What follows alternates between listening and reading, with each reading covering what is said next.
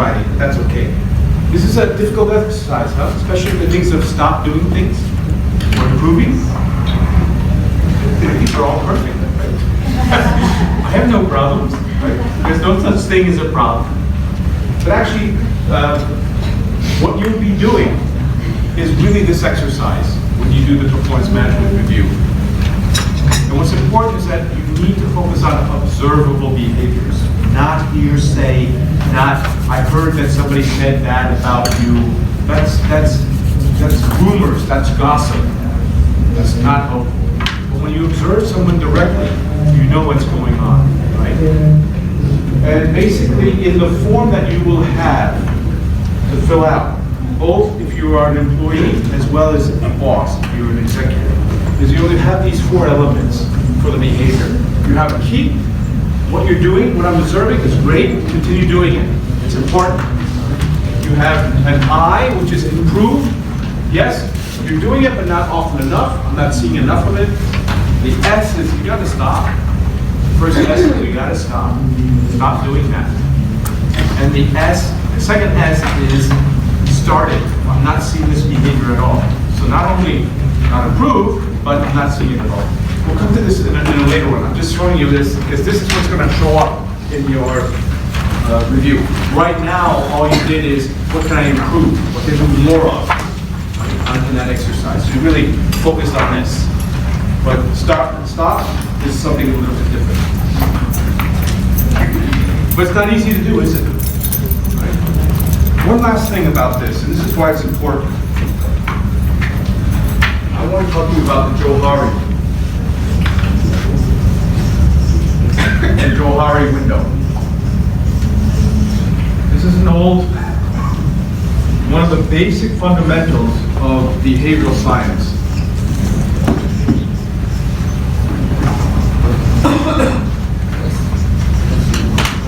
And it's about ourselves. And it's about others. And I apologize, I'm left-handed.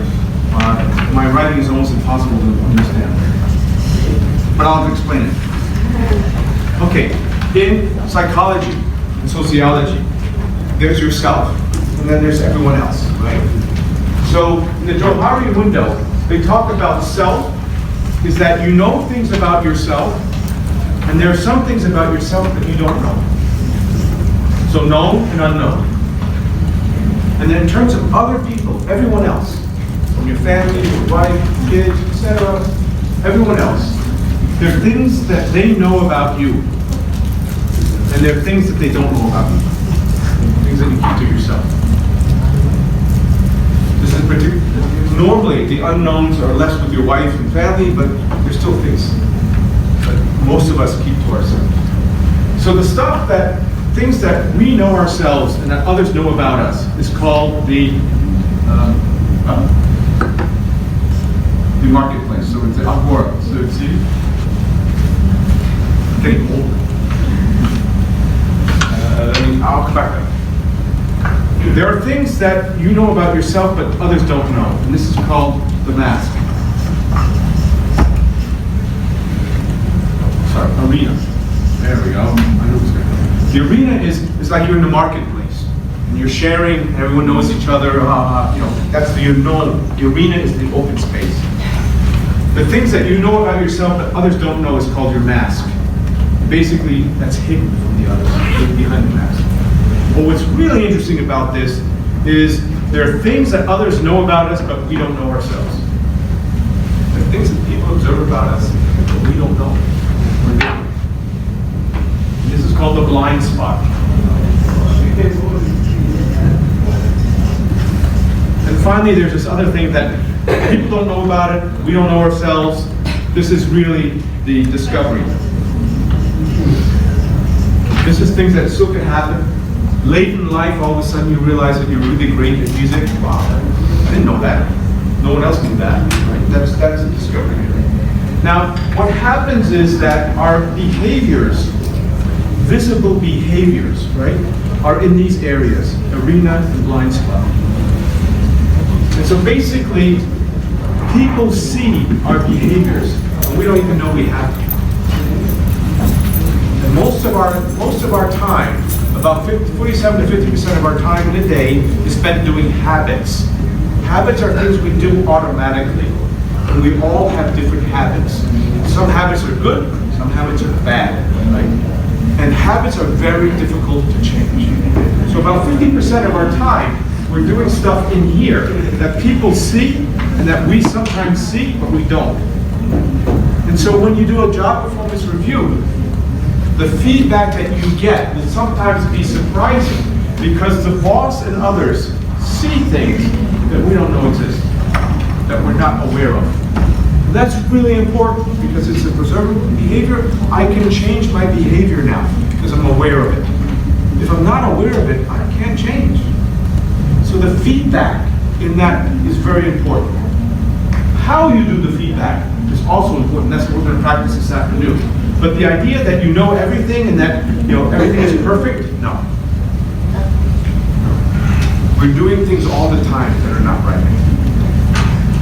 And then most of the time we don't even know we're doing them. That's a blind spot. And some people are very self-aware, so their blind spot is smaller, but it's still there. Some people are not at all aware.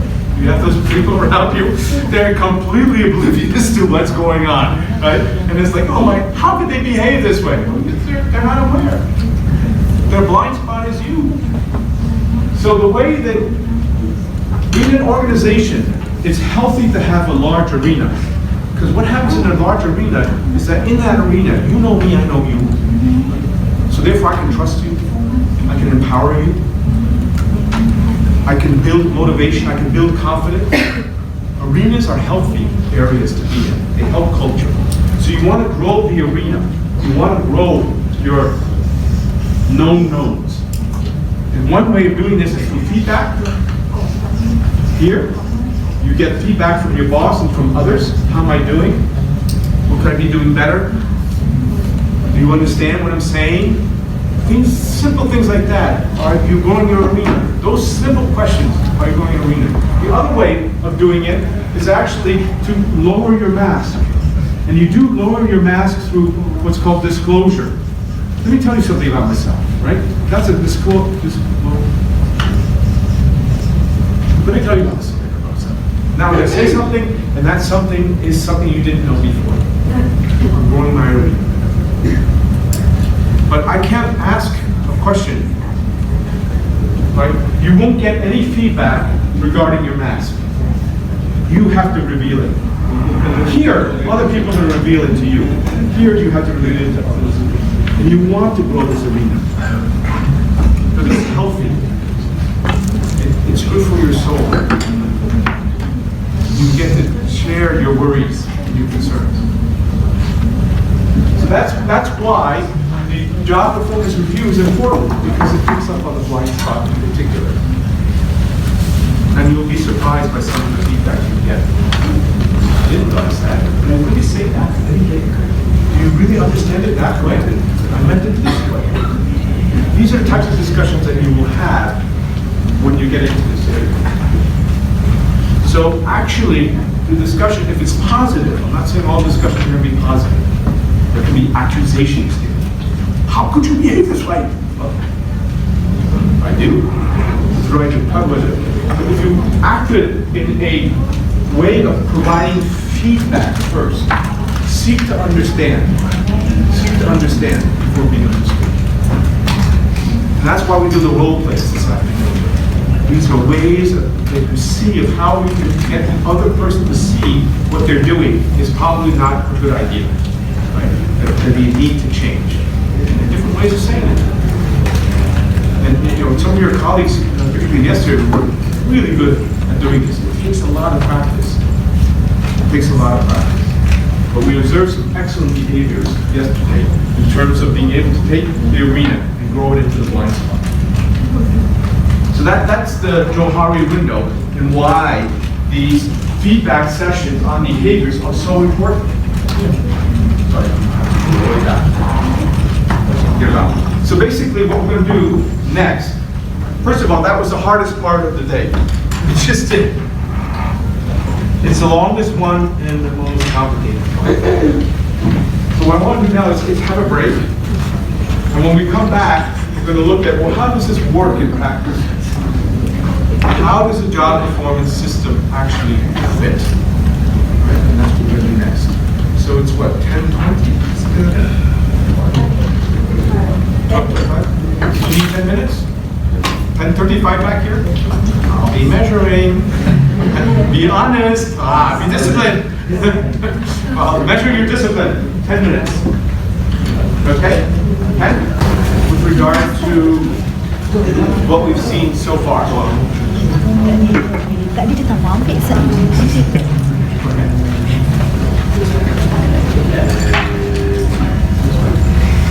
Go ahead, take your time.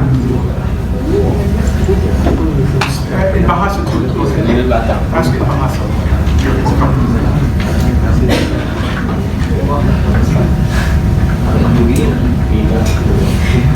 Any questions? Listen, I'm getting nervous because if there are no questions, all of your colleagues had questions. For job description, it should come from us or it should come from the bosses? Okay, it basically, let's go back to that. Job descriptions should come from the organization in charge and the responsibilities of the organization. Now what's going to happen, and what happens very often, is that your job description changes over time, right? Because you get more responsibility, etc. The key to your job description is that your job description changes if your job truly changes. If you go on a project or it's a short-term issue, your job description does not change. But clearly, jobs evolve over time.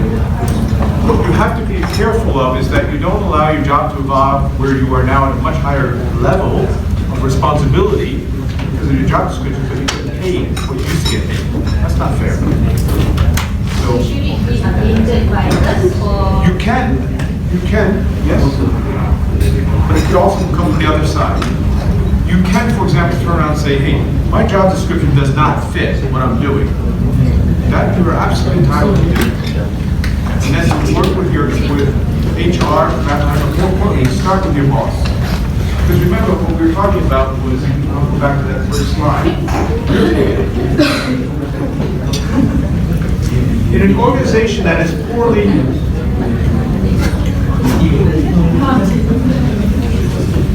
this is the model, right? And the organization, basically, your job description sits all the way up here because it really is what is the company doing? What is it expecting its people to do, right? So if everyone is redoing their job description and no one knows what's really going on, right? Then basically, all of this is upside down. Because sometimes we do something that is not in our job description itself. We do. Welcome to reality. Yeah. Ad hoc tasks, they happen everywhere. But just because it happens doesn't mean you change your job description. Can we argue on the job description? Okay, how much of your time is doing ad hoc now? How much of your time? Most of the time. Most of the time. Then you don't have the right job description. That's really where it comes down to. If you're doing more than 50% of your time on things that has nothing to do with your job description, there's something wrong with the system. It's a system problem. And you basically have to go and start talking about what is my job.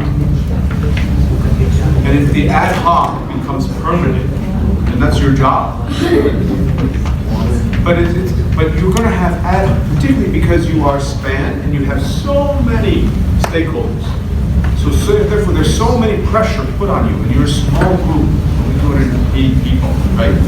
So basically, you absorb a tremendous amount of challenges from the sewer companies, from the water companies, from the commission, from ministry, everywhere, ecologists, et cetera, et cetera. So you are an organization that's going to have all sorts of fights this way. Two things I would say. One is make sure that your job description fits kind of where you are. And if you're doing more than 50% that has nothing to do with your job description, there's something wrong. But if our time during the our job description, then how will we fit into our saying here. Right. Very good. All right. And so basically, this is it. So basically, let me go on. KPIs. Your KPI should be reflected in your strategy. A few things about KPIs. One is never accept a KPI that you're not in control of. Most important. So if you're depending on someone else to do the job, that's not your KPI.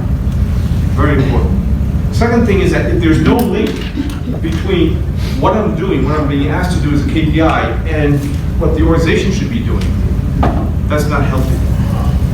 Because that means everyone's doing whatever they want to do. And the bosses make the decisions. No, the bosses don't make the decisions. The decisions are made up here. We act out the decisions. It's a top-down mechanism. Now, very often the bosses also are under pressure, right? Because they have the top, they're saying, you must do this, you must do that.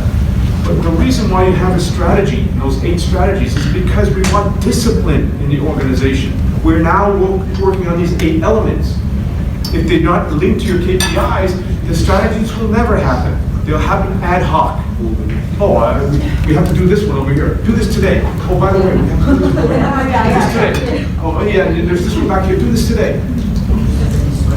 So you need to, KPIs are strategic in nature. They're strategic. So don't accept a KPI that's an ad hoc KPI. Just do this because I want you to do it. It's not a KPI.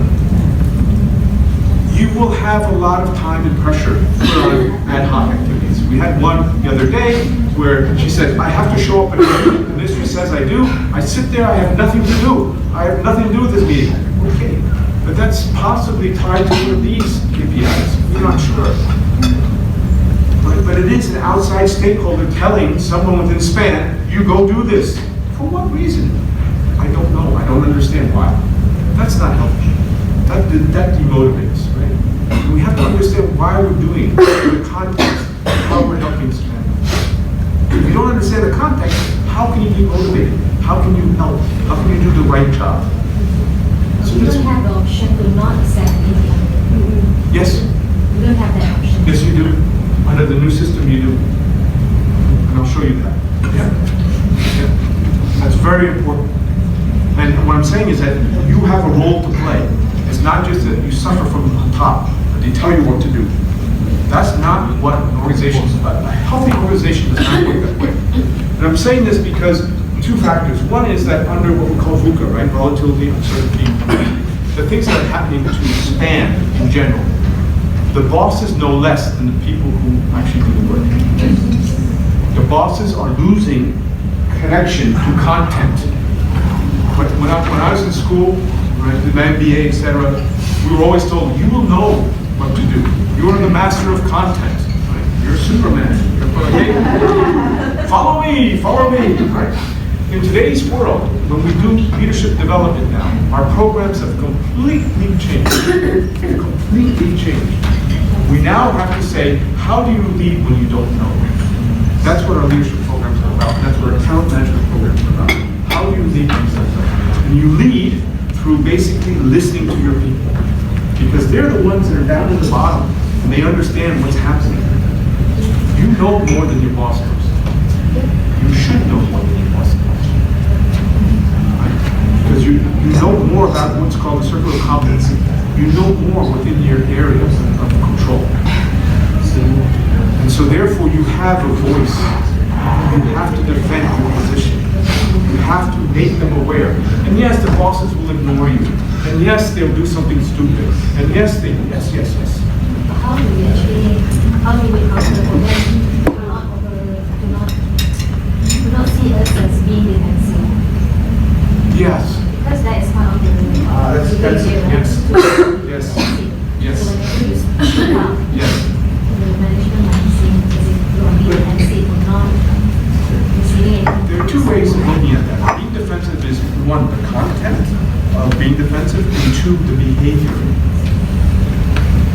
So if you look at it and saying, I'm here to really educate my boss, that's a positive thought, as opposed to I want to defend my point. I am right, you are wrong. That's being defensive, right? And I'm not listening to you. The being defensive is I'm not listening to you. I'm going to make up an excuse. I'm going to blame someone else. That's being defensive. Defending yourself is not easy. Defending yourself is basically saying, no, the reality is not there, it's here. This is what my reality is. And if you have a boss who doesn't listen to you, change jobs. If it gets really bad, change jobs. The relationship between you and your boss is don't get too upset. Don't leave the room yet. We can't go back to Dato this afternoon and say, everyone's quitting. That's not healthy. That's not the solution. But we've had people who basically have said, in this room, basically said, listen, I have talked to my boss. I have given them words. I have basically given them reasons, logic, etc. They don't listen to me. On the contrary, I've been sent to another job where I have nothing to do. Change jobs. Because you're not going to change that individual's behavior. You've already made up their mind about you. And you're a pain. You're this, and you're that. But the relationship should be one of you slowly build trust. Trust takes a lot of time to build. Yes. It takes a lot of time. And trust breaks very, very easily. It takes no time to restore trust. So you build, boom. Build, boom. That's true. But trust is slow to build. And this next generation of leaders, you're the next generation of leaders, you will learn that you cannot operate without trust. You will learn that you cannot do your job without the people below you being empowered. Teamwork is the key to the future. But the problem is that we're right now suffering from having a lot of Gen X's who basically are the old, you do as I say because I'm the master of content. And they are in a panic because they know they don't know. And they're worried because they think that they're getting paid because they know. So they basically start panicking. And what you see is the stress level of the bosses just. And when you're under stress, if you do not behave rationally, you behave irrationally, which means you react emotionally. So they quit thinking, they quit listening, they quit. And it's not you, it's them. So it's like, how do you help your boss? It's okay.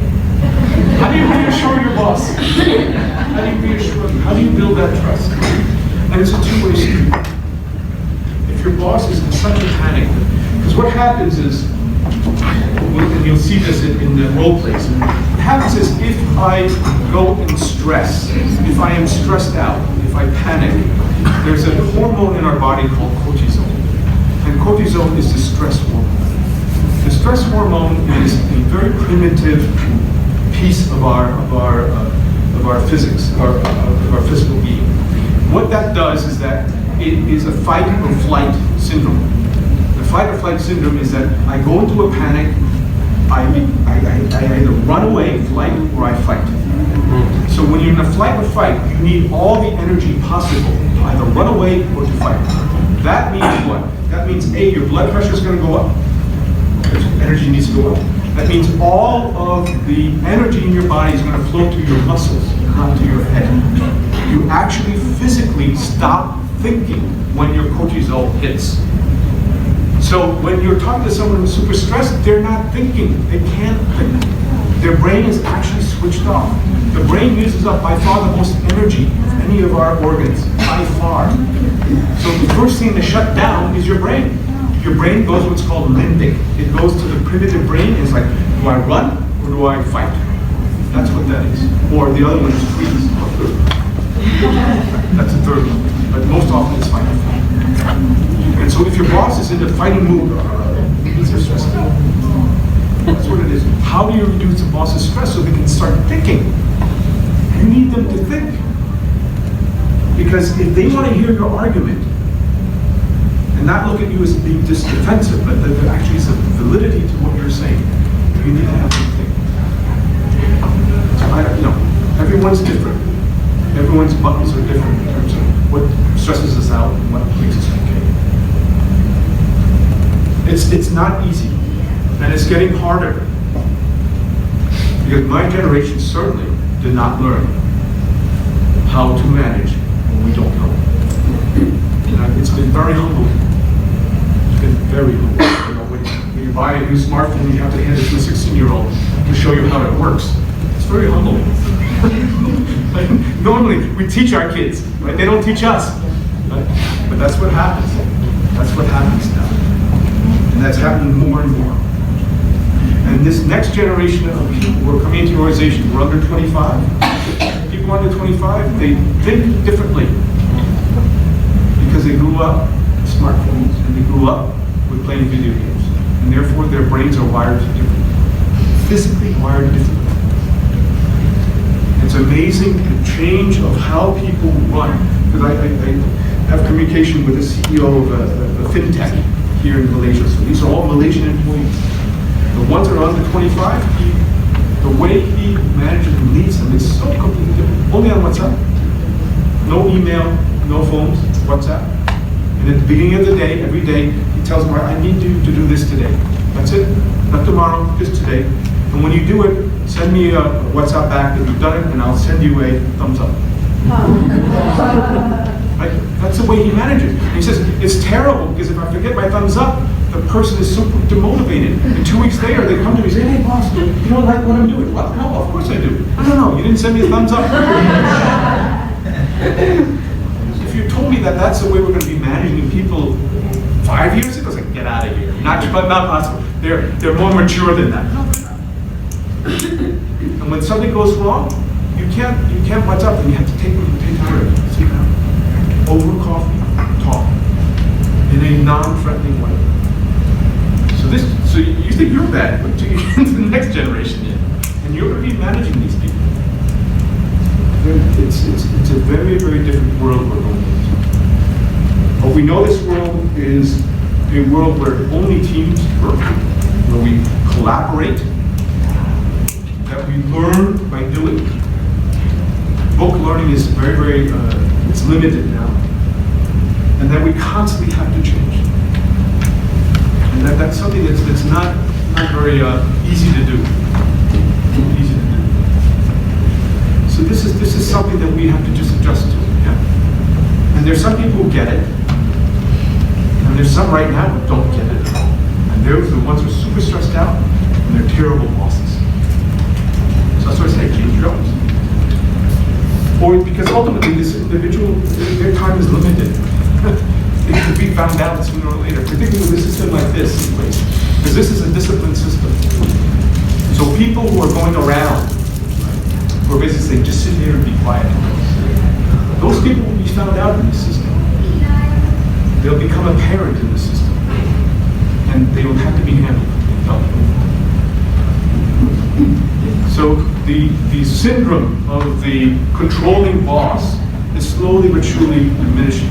But it's still there. It's still no way from it. Yeah. Don't be the boss that you don't want to be. That's right. Learn from them what not to do. Any other questions? You can ask anything, although we're recording, they're only recording me. And I've said some terrible things about So, but those are all valid arguments.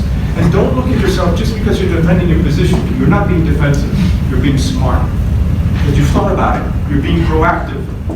You've thought about it. It's not, I don't know what to do, boss. You didn't say that, right? You said, I have the solution, boss. That's being proactive. Bravo. Well done. That's what we want. Any other questions? Comments? I know you're existing under a system that's not right. And you don't know the system that is right, the new one. Right? So it's like, I have to ask you to suspend your disbelief. I have to ask you to believe in the future that we are aiming for.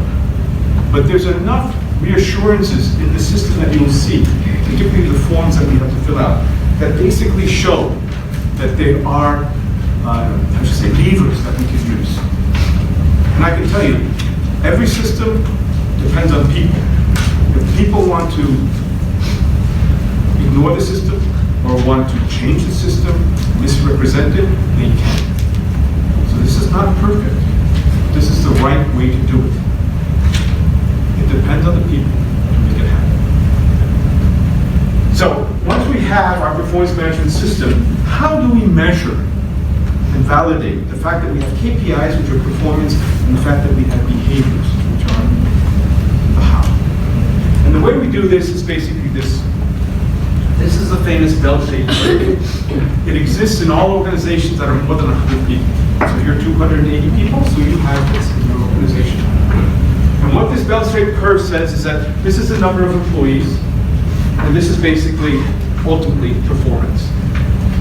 Right? And essentially, 60 to 70% of all of you in this room, or for that matter, in your organization, are doing a good job.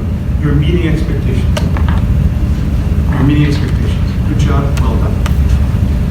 There's about 15 to 20% of the population within the span that is doing more than their job. They're what we call high performers, or in the case of the P's, you're the talent pool. You're within the talent pool. And maybe in this 15 to 20%, you have 5% that are like an exception, doing an unbelievable job. And then, in the lower end of things, we have basically 15 to 20% of the population that is underperforming. They're not meeting expectations yet. And some of them are just a slight adjustment, you can get there, slight improvement, you can get there. And there are others that are just like, they're not getting it at all. They're really underperforming. And these are the people that basically are under PPP, right? Personal performance, review plans, etc. These are people that are basically under high visibility from HR. Can you really improve to the level that you need to, or you need to just leave the company? Or we need to release you. But they're not many. Normally there's about 5%, so you'd have maybe 10 people in that category out of all of them. Here's the most important thing. In this job performance review system, 60% meets expectations. You're doing a good job. And I say that because basically this is a 3 out of 4. This is a 3 out of 4. You're meeting expectations. The problem is, and this is true around the world, but also I see it every time in Malaysia, somebody who's meeting expectations, who's doing their job, who's in here, thinks they're a 4. I do my job, hey, I get a 4 out of 4. Hey. No, you get a 3. It's a 3. 3 is perfectly acceptable. You're doing a good job. 4 is reserved for the wow. Wow. Yeah, exactly. Extraordinary. Wow. Not everyone's a 4, remember? 15-20% of the population maximum. And then if you're doing slightly below, it's a 2, needs improvement. Here's what we can do. Behavior-wise, here's what we can do KPI-wise. And if you're really missing it, if you really are failing to show the behavior you need to be showing at all, then it's a 1, and we're in trouble. So in terms of behaviors, it is failed to display the behavior at all the behaviors, most of the behaviors. Actually, it's more than 2 or 3. You basically are on the up one. If you're showing, yes, you're getting there, but you need improvement, you need to stop doing things, you need to start doing certain behaviors, it's a 2. Here's you're consistently okay. Consistently okay. And then here is like, wow, fantastic behavior. We're doing more than expected. Here's the thing though. Remember we talked about foundational, right? These are the basics of the job. Honesty, discipline, accountability. Do your job, right? So basically, you can't be more honest than honest. You're not honest, we're not. You're not disciplined, we're not. So therefore, these 3 behaviors, honesty, discipline, and accountability, can only, top score is a 3, not a 4, a 3. You're doing your job. The ones that are now going to change the organization, change the culture, these are the 4, right? The growth ones. Proactive, customer-driven, strategic, studious. These are what 4. They can go up to 4. So on your job forms, or on job performance review forms, these 3 can only go up to 3, and these 4 can go up to 4 each. The other thing is that because these growth are so important, we're actually going to give it a little bit more weight. So instead of just a multiplier of 1, we give it 1.1. Slight adjustment, but towards the positives. Because these are so important for the future of us. So what happens?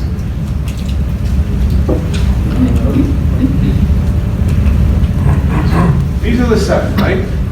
The 3 foundational, the 4 growth. Let's look at the score. If you get 3 in everything, you're doing your job, doing well. Your average score, or your score for your performance management review in terms of behaviors is a 3.2. Not a 3, 3.2. Why? Because these are 3.3, 3.3, 3.3, 3. Divide by 7. Add them all together, divide by 7 is 3.2. If you have extraordinary performance, so this is the maximum that you can get here, but if you max out on proactive, prospect-driven, strategic, and studious, you add it up, 3 plus 3 plus 3 plus 3, plus 4.4 plus 4.4 plus 4.4 plus 4.4. You divide it by 7 because there's 7 of them, you get 3.8. That's the maximum score you can get in behavior. Not 4, 3.8. What happens if one of them, for example, you're on improving or you're not quite there yet, you're not thoroughly honest, have a few issues here. Okay, you get a 2, but the others are all 3. You're still a 3. You're still okay. You can have a drop, it's okay. Well, how big a drop does it need to be? If you have a drop here in proactive, for example, you're not really showing enough initiative. You still a 3. It's okay. It's healthy. If you have a 2, but you also have a 4, they come and compensate for each other. You still a 3. What happens though if you have a 1? A 1 is you're not showing that behavior at all. We have problems. Right? That basically you hit at 2.9, you're slightly below the average. But you're out of that green zone. If you have 2 2s, you kind of sort of like get there. You're not too bad. You're still okay. But you're not in the green zone. If you get a 1 and a 2, you're starting to drop fairly fast. And if you get 2 1s and a 2, now we're in trouble. So it takes a lot of bad behavior, or ineffective behavior, or not appropriate behavior for you to actually start seeing that negative. It's a fair system. Because basically what we're saying is that we're all trying to improve all the time. So we're not all going to get 3s. It doesn't mean that you don't qualify. You can accept a couple of 2s. A couple of 1 or 1 1 or something like that, because you're still okay. That's the way the system works. Starting back all the way. Okay? So basically, what it says is that if you do your job, you get a 3. If you have exceptional behaviors, it's a 4. If you are not up to speed and have major elements to improve, it's a 2. And if it's really off, if you're really not behaving consistently, it's a 1. 1, 2, and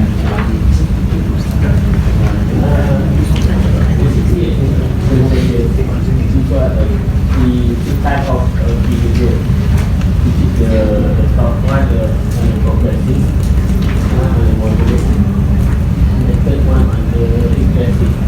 So the progressive one, they got 4 activities, 4 of break. Then the second one is the moderate, needs to motivate. And the last one is the regressive. So the point of view of as a positive, but he or she has to require me as a critic. But that's the current system, right? How do you observe motivation? How do you observe it? It's not easy to observe, right? How do you observe progressing? I don't know. I don't know how I can observe that. And the third one was what?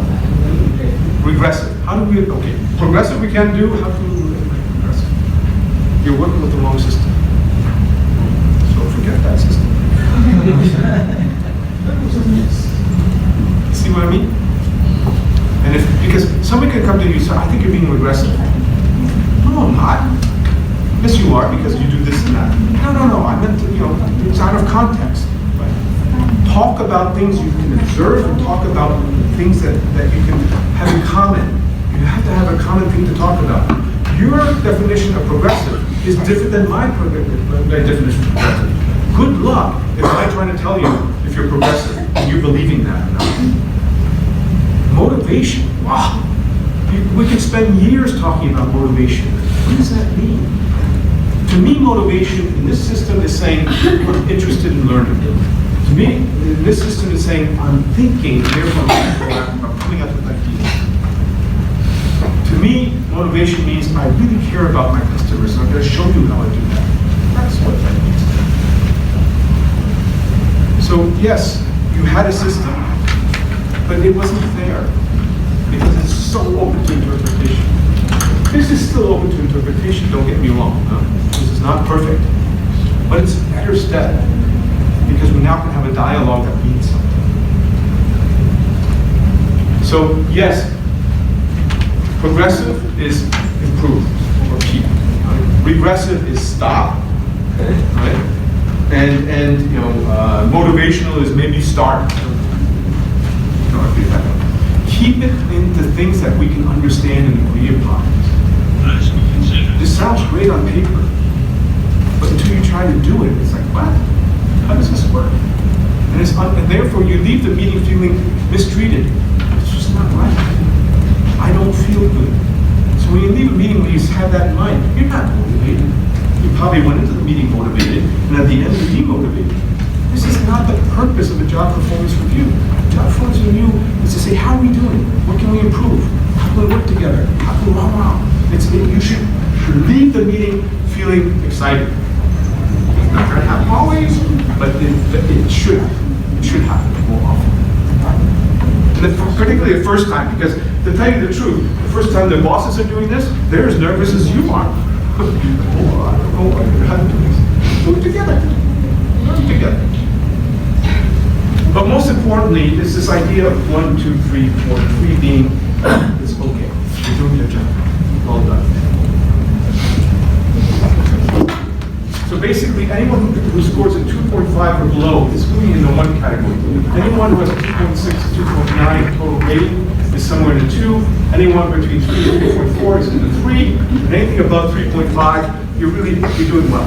You're doing very well. Make sense? Okay. So we've done this. Okay, how does it work for KPIs? So we have the same curve. 60 to 70% are meeting expectations. That's a 3. About 15 to 20% are exceeding expectations. That means you are reaching your stretch targets. Stretch targets should be a 4. Your normal targets is a 3. And then don't meet target is a 2. And a 1 is you completely miss. Completely miss. Now here comes the thing, right? What does achieving target mean? In our book, OSR, achieving targets is 100% to 110%, slightly more, but at least achieve your target. Now, why we say that, and I'll come back to that in a minute, is that there is a reason behind it. But basically, this number can change, and this number can change, depending on how span the HODs in C-level agree to. It can go down to 90%. It can go all the way up to 120%. Okay. The reason why I say we would want you to say you have to hit your target in order to get a 3 is the following. Right now, as we said, right, you are at 87%. That's what the ministry is saying. You're only achieving, you're not doing well, right? You're in the 2 category. The problem is, under your current KPI system, you are rating yourselves at 124 or 127. You're rating yourself at 124, you basically are in the 4s. So you're rating yourself as a 4, your boss, right, the ministry is rating you as a 2. How come? Are you a bunch of liars?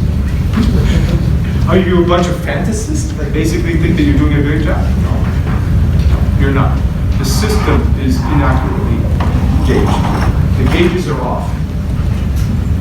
So basically, you're operating in a system today that's not right. And we'll show you how that is not right. So therefore, in our book, to keep it clean, we say, you hit your target, it's 100% good, that's a 3. You miss it, you're in a 2. We would like to see that discipline. But you can go down to 90. That's not up to us to say.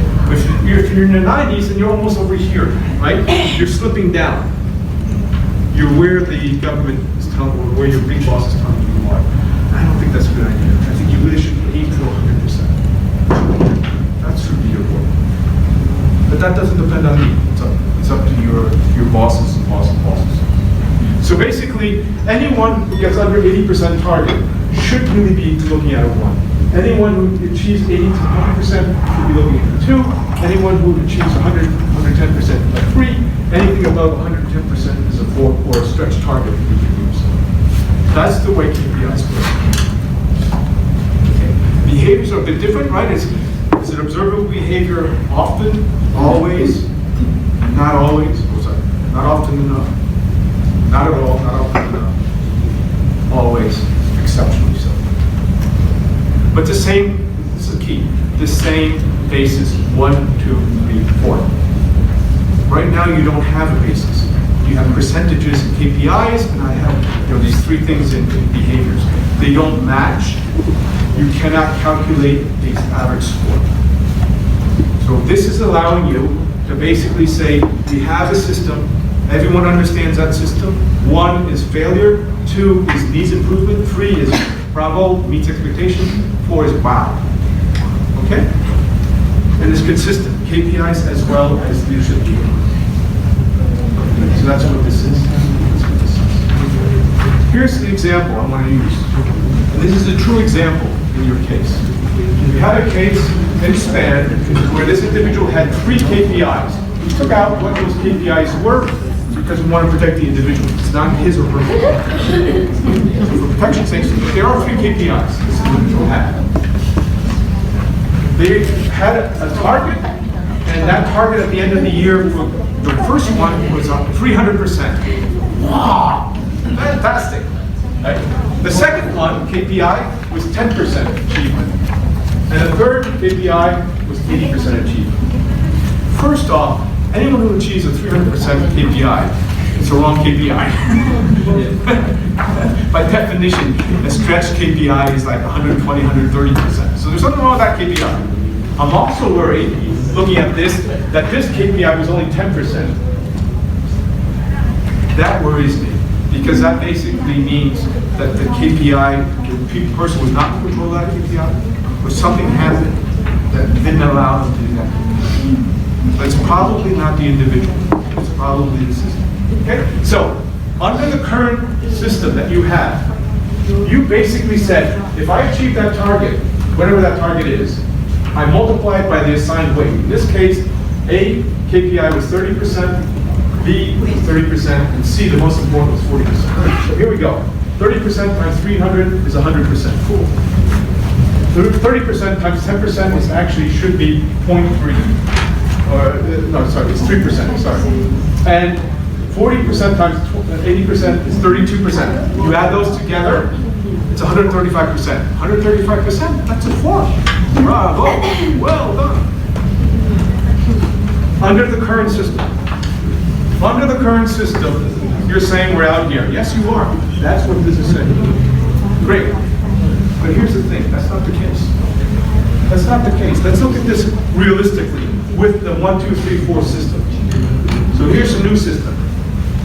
Let's put the KPI score in. Right. So the first one, A, you achieve a score of 4 because you have 300%. Bravo. But wait a minute. B, you only achieve 10%. That's a 1. That's a 1. And 80% on C is a 2. Now you take the KPI score and you multiply it by assigned weight. That's the way to do it. And what does it look like? 4 times 0.3 is 1.2. 1 times 30% should be 0.3. And then 2 times 40% is 0.8. You add these up, it's a 2.3. It's well in the yellow, if not almost in the red. This individual is failing. Failed. This individual failed, right? Yet, under the current system, this individual is out here. Wrong measure. It wasn't the individual, wrong measure. So you were rating yourself so far here, you don't think you're heroes. Your calculations were wrong. And it wasn't you, it was the system. Now under this system with the KPI score, we do away with all this garbage. The fake data. Fake data. And we now have a fair system. Yeah, because if this guy, or if this person did not achieve 300%, they would have been in trouble on that one KPI. And we have people apparently in Spain that got 800% on one KPI. 800% on one KPI. When we hear that, it's like, oh my God, this is a problem. We have a problem with the system. You think we are in trouble. Okay? So how do we integrate this now? Because remember we have 1, 2, 3, 4, right, for behaviors, 1, 2, 3, 4 for KPIs. What is the weight that we're going to give? And this was decided on by your steering committee, by SPAN. Basically, SPAN turned around and said, we give extra weight to the KPI. KPIs are important because we are down here right now. Our performance is bad. We need to move here. So behavior is important, but not as important as KPIs. So the weight right now for the KPIs for this next year is 70%, and leadership competencies for the behaviors is 30%. So ultimately what will happen is you take a KPI score, the final score that you have, and you multiply it by 0.7, you take your behavior score, final score, total score, multiply by 0.3, you add them together, and that's your total score. Okay? And what's important is that we have equivalent measures for both KPI